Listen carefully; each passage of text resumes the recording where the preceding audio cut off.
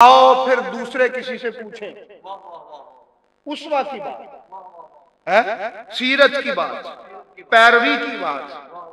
सरकारे मौला हुसैन अलैहिस्सलाम जब चले ना मदीने से मक्के, अब मक्के से जब चलने लगे तो पता था आगे क्या होगा, पता था आगे क्या होगा, पता था आगे क्या होगा।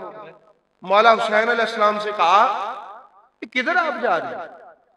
उन्होंने कहा उसीरो बेसीरत जद्दी व अबी अली इब्न अबी तालिब, मैं निकला हूं ताकि लोगों को सूरत दिखाऊं कि मेरे नाना की सीरत क्या है और मेरे बाबा की सीरत।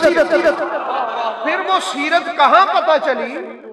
करबला के मैदान में खड़े हो गए, लोगों को बताया, लोगों हमारे किरदार देखो, एक एक बंदे का किरदार देखो, हमारे मिजाज को समझो, हमारे इस सारे दिन को फजर से लेकर असर तक की सारी कहानी करबला की पढ़ो, तुम्हें पता चल जाएगा उसवा रसूल किसको कहते हैं, सीरत मुस्तफा। तो फिर हक हासिल है मुझे कि मैं ये कहूं कि लोगों ने उसवा रसूल पर पैरवी की, मगर जो सीरत मुस्तफा और उसवा मुस्तफा पर अली और औलाद अली ने पैरवी की वो किसी का मुकद्दर ना हुआ। मैं ये दावे से कहता हूं वो किसी का मुकद्दर, क्योंकि अली की तरह और इनकी तरह ना कोई जंग में नबी के साथ खड़ा हो सका, ना कोई उनके साथ सिबात दिखा सका, ना उनकी पैरवी में उस तरह कोई जंग कर सका। भाई बात समझाई? और ना ही करबला जैसी सीरत मुस्तफा का कोई बाब खोल के दिखा सका। ठीक है, अब सीरत की किताबें हम हजार पढ़े कि मेरे नबी की ये सीरत है, ये सीरत है, ये सीरत है। मौला हुसैन अलैहिस्सलाम कायनात वालों को बता गए, ओए सीरत इब्ने इसहाक पढ़ने वालों, सीरत इब्ने हशाम पढ़ने वालों, तुम्हें उसमें तो इधर उधर की बातें भी मिल जाएंगी। अगर सीरत मुस्तफा का सही नक्शा देखना चाहते हो और उस शख्स की सीरत का जिसको नबी कुरान के साथ छोड़ के गए हैं, तो करबला के दिन को पढ़ लो, तुम्हें मेरे नबी के 63 बरस की जिंदगी की समझ आ जाएगी कि मेरे नबी की सूरत की सीरत क्या थी। इसलिए अल्लाह रब्बुल आलमीन हमें कुरान पाक को समझने की तौफीक अता फरमाए। जलालैन में लिखा है उन्होंने कि उसवा का मतलब ही ये है कि नबी के साथ जिहाद करना, उसवा का मतलब ही ये है कि नबी के साथ साबित कदमी से जिहाद में खड़े रहना।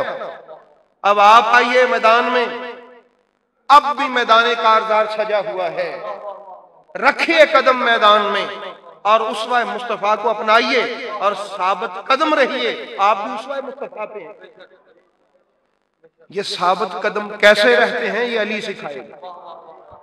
साबित कदम कैसे रहते हैं कि या हुसैन उधर हजारों लोग हैं और आप चंद, तो फरमाया यही तो बताना है सिबाते कदमी होता क्या है, उसवा होता क्या है, सीरत होती क्या है। लोग किताबों में सीरत ढूंढते हैं, मैं करबला के मैदान में सीरत का बाब खोल के बैठा। हाँ, किसी ने सीरत पढ़नी है तो वो सीरत इब्ने हशाम और सीरत इब्ने इसहाक और फलां सीरत की किताबों तक ना महदूद रहे, वो करबला की किताब पढ़े, प्रैक्टिकली देखे कि हुसैन ने क्या किया था। ये सीरत मुस्तफा, ये उसवा मुस्तफा है। तो अहबाब गिरामी वहां से वफा का दर्स मिलता है, वहां से बड़े बड़े दर्स मिलते हैं, वहां पर पता चलता है बड़ी उम्र वाले को क्या करना चाहिए, वहां पर पता चलता है कि बूढ़ा क्या किरदार करे, वहां पर पता चलता है जवान का करैक्टर कैसा होना चाहिए, वहां पर पता चलता है 13 साल के लड़के का किरदार क्या होना चाहिए, वहां पर पता चलता है कि बहनों का किरदार क्या होता है, वहां पर पता चलता है बीवियों का किरदार क्या होता है, वहां पर पता चलता है माओ का किरदार क्या होता है, वहां पर पता चलता है दोस्त की वफादारी क्या होती है, वहां पर पता चलता है कि भाई किसको कहते हैं, वहां पर पता चलता है कि मामू कौन होता है, वहां पर पता चलता है कि चचा कौन होता है, वहां पर पता चलता है कि बहन का वो जो बहन कौन होती है, वहां पर ये सारे रिश्तों की क्या क्या जिम्मेदारियां हैं और किस तरह ये उसवा रसूल को निभा सकते हैं। یہ جس طرح کربلا میں سیرت کا باب کھلا ہے کہیں نہیں کھلا، کہیں نہیں کھلا، نہیں کھلا کہیں. اور کربلا سے یہ آواز آتی ہے تمہیں باقی باتیں لفظوں میں مل سکتی ہیں، 6 ماہ کی عمر میں تیر کھا کر مسکرایا کیسے جاتا ہے یہ کربلا میں پتہ چلتا، یہ کسی کتاب میں اور پتہ نہیں چلے گا. تو احباب گرامی اگر سیرت پڑھنی ہے تو کربلا والوں کو پڑھو، وہ سیرت مصطفیٰ ہے، وہ اسوہ مصطفیٰ ہے، وہاں سے بات سمجھ. بغیر ان کے یہ کتاب اکیلی آپ کو کیا بتائے. کتاب میں تو ترجمے میں آج بھی بڑے روڑے، وہ بیٹھے ہوئے ہیں آج بھی نکال تمہارے فلاں حضرت نے یہ لکھا، فلاں حضرت نے یہ لکھا، فلاں حضرت نے یہ لکھا. یہ مسئلہ تو حضرت سرکار امام حسن عسکری علیہ السلام نے حل کر دیا تھا کہ وہاں ایک بندے نے کتاب کے معنی لکھ لیے جی قرآن پاک میں تضاد ہے، فلاں جگہ پہ اس کا یہ معنی ہے اور فلاں جگہ پہ یہ، اور اس نے پوری کتاب لکھی. بڑے بڑے علماء عاجز آ گئے اس کو سمجھانے کے لیے، کوئی اس کو سمجھا ہی نہ سکا، کیونکہ بھائی میں نے لکھے لکھیا بڑی بڑی مجبوری، ہاں ہاں لکھ دیے نا لوگوں نے. اب رسول کا بیٹا ہی اس کو ڈیل کرے لکھے ہوئے کو کہ کیسے کرنا. سارے علماء عاجز آ گئے. اب اس کتاب والے رائٹر کے 2 شاگرد سامنے آ گئے اتفاقاً حضرت امام حسن عسکری علیہ السلام. آپ نے فرمایا بھی بات سنو، سنا ہے تمہارے ٹیچر نے ایک کتاب بڑی لکھی ہے، بڑا شہرہ ہے اس کا پورے ملک میں، اور وہ بڑا ذہین ہے، اس نے لکھا ہے قرآن میں تضاد ہے. کہا ہاں جی. اور میں سنو اس کو سمجھاؤ. ان کہ ہمارا استاد ہے ہم اس کو کیا سمجھائیں. فرمایا وہ کیا کہتا ہے. اس نے ایسے کہا. فرمایا دیکھو اس کو جا کے بتانا کہ یہ جو ترجمہ تم نے لفظ کیا ہے، اگر اس لفظ کا ترجمہ عرب ہی کی زبان میں وہ آ جائے جو تم نے نہیں کیا، عرب ہی کی لغت میں اس کا ترجمہ وہ ہو جو تمہارے سامنے نہیں ہے، تو پھر، اور ایک روایت میں یہ ہے کہ اگر خدا کہہ دے کہ اس کا ترجمہ یہ نہیں ہے تو پھر